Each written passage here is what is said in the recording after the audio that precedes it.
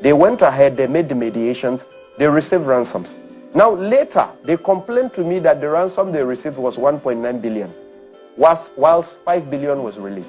Where is the 3 billion 100 million specifically? Who was the mediator sent in? They said it was a Senator Alidume mediator. So where are the monies? I have been speaking about this for a long time. You don't see DSS bringing in, okay, let's bring in these people. Let's see, let's investigate, let's get facts together. You don't see NSA saying anything. At a specific point, I try reaching Nuhu Ribadu. In every aspect, he says my call, he does not pick. Because at a specific time when the conversation started, I got his number through the same Senator Alidume. But when mediations and all the process was on and set, monies was about to be paid, the conversation just cut all of a sudden. Then later, they now told me, because they tell me certain things. They told me, look, they sent in a different mediator. They said monies can only be paid through him. You know? So where are the rest of the money? So when we said literally state government is complicit, I don't know about federal, but I know of states. And presently, the children in Musa that were kidnapped, I started another mediation with ISWAP. One of their people now confirmed to me that the Borno state government said, are they in mediations with Borno South Youth Alliance or Bosia President or anything? If they are, they should not, that they have who they would run their whole thing with and everything. All of a sudden, Borno State Government Commissioner at a forum played a video, a 9 seconds or is it 18 seconds video of the children being held by ISWAP. Where did he get the video? All of a sudden, Borno State Government don't do things like this. Now, because we came into a mediation and we're exposing certain facts about monies being paid to certain people, all of a sudden, they now start talking to some of these cells that don't talk to these people. At the end, we have our own in-person. Now, we played something psychologically. We did that because we wanted to trigger the state government to go in first before us, which they later bite to the bait. And now you have a commissioner playing video of the people that were kidnapped. And we already said they are literally involved. They keep extorting the federal government, Now Tinubu is there sitting, they bring problems to him. Our state, they've kidnapped, they've done this. What do they want? How do I solve this problem? They said they want 5 billion, they want this. What has the military done? The military has tried, but they will kill and all that and everything. Then Tinubu goes like, okay, it's fine. What do we do? Let us solve this problem. Then he releases funds. State government gets her own.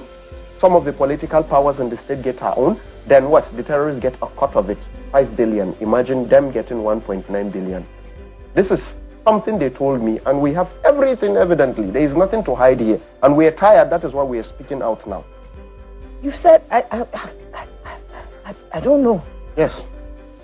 You said so many things. Yes. And I've just been listening to you. Beautiful. First of all, you've accused Ali Ndume of being the mediator with... The state government sent in together with a mediator from Senator Alidume. They confirmed it to us. Then you're also accusing the president of being complicit in the sense that he releases money. Hold on. Yes, go ahead. You're accusing the president of being complicit in this because he's releasing money to give terrorists, despite the fact that we are constantly being told that we do not negotiate with terrorists, yes. We're not paying money. Yes. You're saying the president used to release the money. You do not negotiate with terrorists. How do you think some of these processes have been done? We thought that the military was destroying the bases and rescuing... For the Goshe? Military, there is nothing. We all know. They know, we know, and we all know. We all know there was no rescue. There is evidences to all this. These accusations, can you defend yourself? I can defend it anywhere. Anywhere. I have been waiting for them to come up, especially Dume. I have been waiting for him to come up to say, it's a lie, it's not this. Then we have been dropping a lot of evidences. They have been paying a lot of media houses to block whatever we're doing. His name is... Do you know why I actually have to share that video? Is for you to please highlight the area where it categorically said they will release money for ransom, and a fraction of the money will get to the people they want to pay the ransom to. And the guys who are organizing the ransom, playing the role of rescuer or rescuing the victims, they are all cashing out billions after billions. And you see, this is how they have industrialized the terrorism industry in Nigeria. It is a multi-billion-dollar industry. Politicians are siphoning public fund to finance terrorism, because that money cannot be by any means traced or investigated, so to say. You take out 50 billion naira. In a year, for example, if the federal government is parting with, for example, 100 billion naira secretly for ransom, and those who are facilitating the money are taking 80 to 90% of the money, okay, for themselves, do you think they will want the terrorism to end? They arrested the guy. Few hours after that interview, he is currently in the DSS custody. They've searched his house, they've picked his other relatives and all that, you know, the usual way. And from the report, he is being tortured for all he said. So it's better doing for it not to go out. We've been dropping evidences.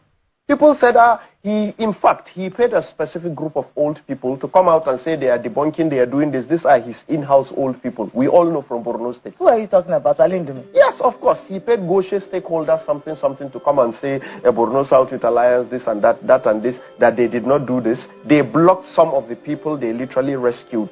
They told them, keep quiet. Do not say Borno South Youth Alliance helped or in fact mediated in any way. Do you know what we did next? I released a voice note conversation of myself with one of the terrorists. Yes, one of the commanders. How do you know these terrorists? It's a complicated process. I have been fighting for my grassroots for a long time. I believe in fighting for the common man. And I've been doing that. In fact, when I reached out to them to begin mediations, they knew me already. They were like, oh yeah, we know of this your organization, Bossia, yes? You people have been fighting for your people and all that, you know. So it became very easy. Now, another thing you should know is some of these villagers, they know these people, you know. So if they trust you and they know this is somebody fighting for us, if there is a problem, they could get you whoever contact you want to get. Are these terrorists, are they part of the community or are they outsiders? Is this... They are part of the community. Some of them are outsiders. It's a mixed situation. A mixed situation. Yes, definitely. It's a mixed situation.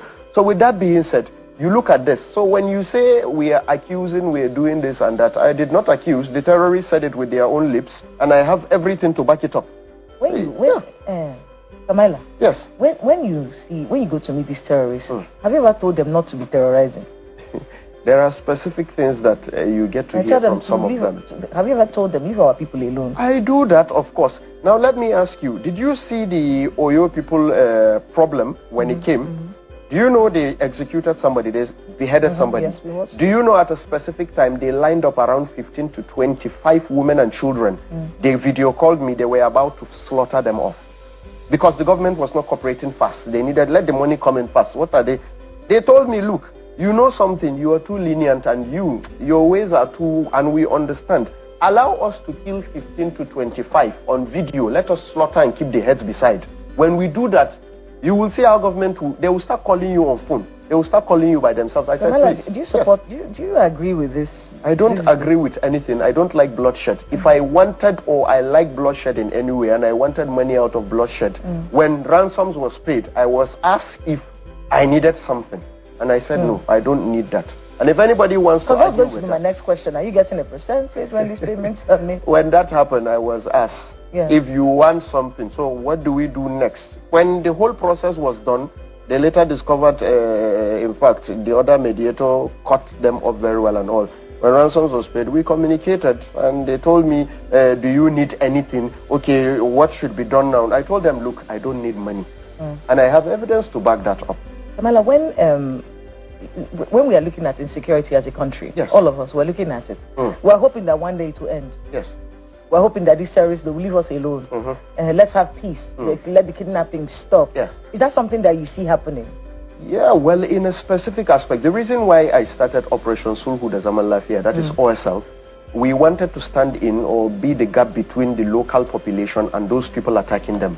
We wanted to boycott their sponsors, you know, and all. We wanted to be those people that can speak light and speak sense into them, whereby if there is an attack, we can ask. And we established that. And these few days, we had some conversations. They agreed that, look, if OSL is going to come in, we will be willing to have some discussions. I asked them clearly, I said, look, can we stop all this? He could not answer me because he is not whoever is in command. A few minutes later, he answered, look, we cannot fully stop whatever is happening, because we're doing the work of God. But we can what? We can have some understandings. I said, look, my locality and our people, our zone, our 9 local government is my problem. If I'm able to broker a deal with the government under OSL, will you people listen? They said, but we're already doing things with you. If it comes through you, we are willing to listen. Because already, now let me expose something to Nigerians. I don't care what goes down. Do you know presently, Boko Haram have not made any attacks since the release of the Goshe women? They have not done one attack. And it's confirmed and it's well confirmed. They all of them, they know. I know, but I'm not part of the system. So I need to speak out for my people because that is what brought me here now. You get?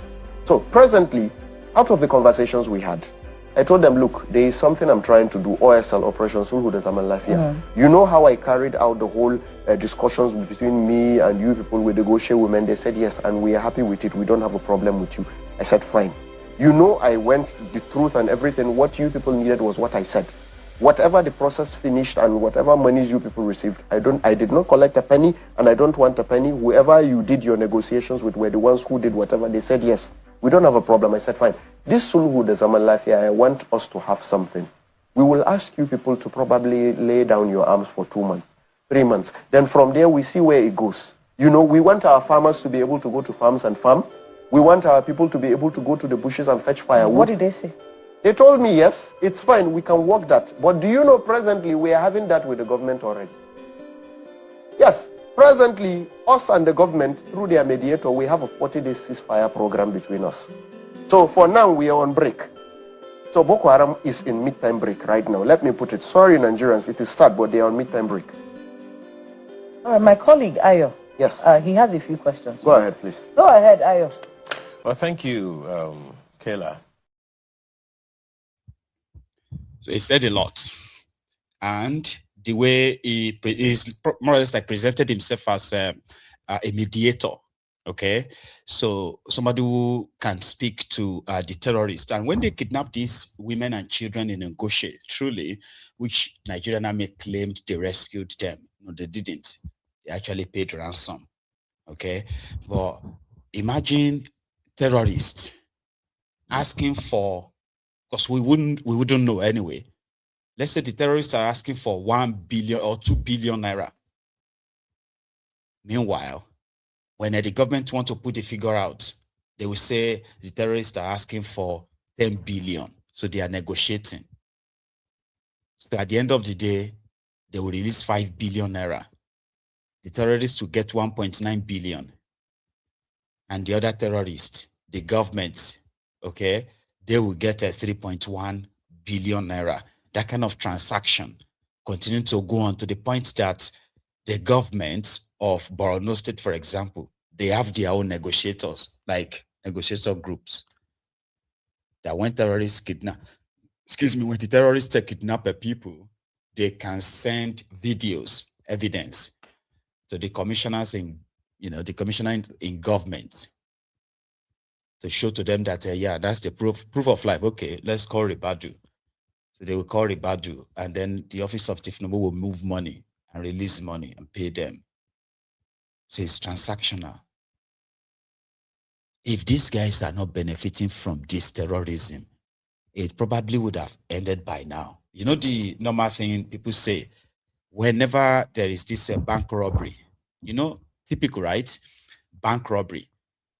There is actually a movie. I can't remember the movie. There's a movie where they robbed a bank and the guys were eager. The robbers were eager to count the money, and their leader was like, no, don't count the money. We're going to find out tonight in the news. And then by 7 o'clock at news, the bank announced, or the news announced that the bank lost $5 million, sort of. So the thieves were like, no, they didn't even have 1/5 of that. So they realized that they risked their lives, okay, to carry out a bank robbery, while the bank executives just used the tragedy, the opportunity, to add extra zeros to what they declared as stolen. So they in fact used the robbery to cover up their own corruption, the looting in the bank, kind of. So the criminals in government, the moment they are benefiting from this kind of rot, it is never going to go away. But assuming that a state governor, for example, had to cough out the governors, all of them, they have no single touch of that money, okay? They cough out 1 billion naira from their own state cover. And that money was like a ferry to terrorists, first time, second time. Terrorism will end.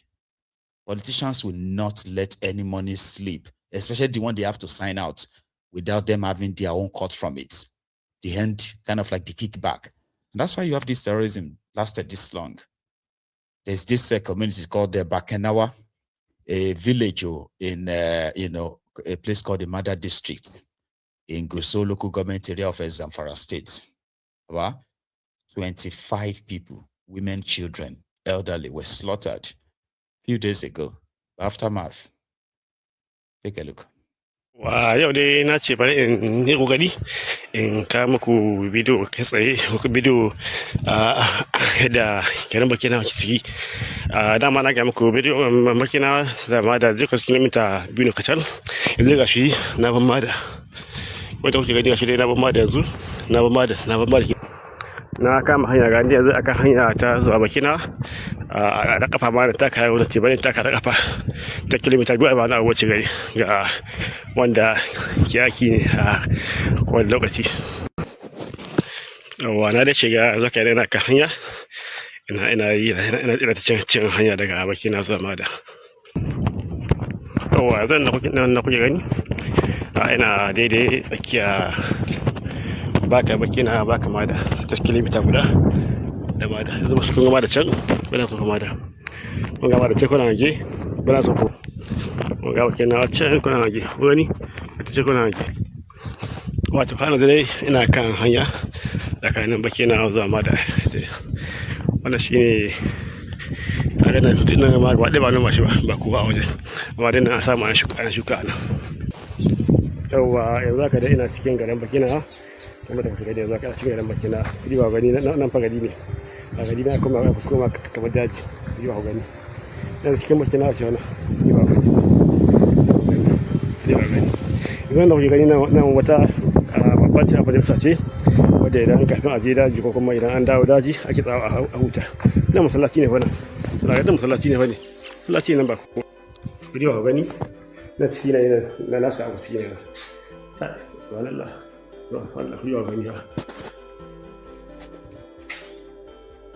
dan fa da cikin gidan wani ne na gana da cikin gidan wani ne ba gida ne na ba kowa za ka ni ko tsaye ma babu gaba da komai babu ba Allah ya magana kaji kai nan kuma san ta ce kudi ba gani kudi babu kowa ba komai ya gaba da nan san ta wuce nan wata babbar sa ce ana cikin nan bakin nan kuma gidan wani ne wani babban gida ne yana daga cikin manyan gidajen a ƙauyen shi ma gani ya kuma daji gida ba kowa ya gani ba komai ana makwatar Allah a kama jama'a nan dauki nan wata gida ne wannan gida hani ba gani bayan ciya ba komai wani gida shi ma da kulli ko ba gani ya dan dakuna guri ba komai ba kowa ciki ba gani sai wani wanda zo aiki Allah kyauta nan ma wata babbar majalisa ce nan ma wani shago ne kun gani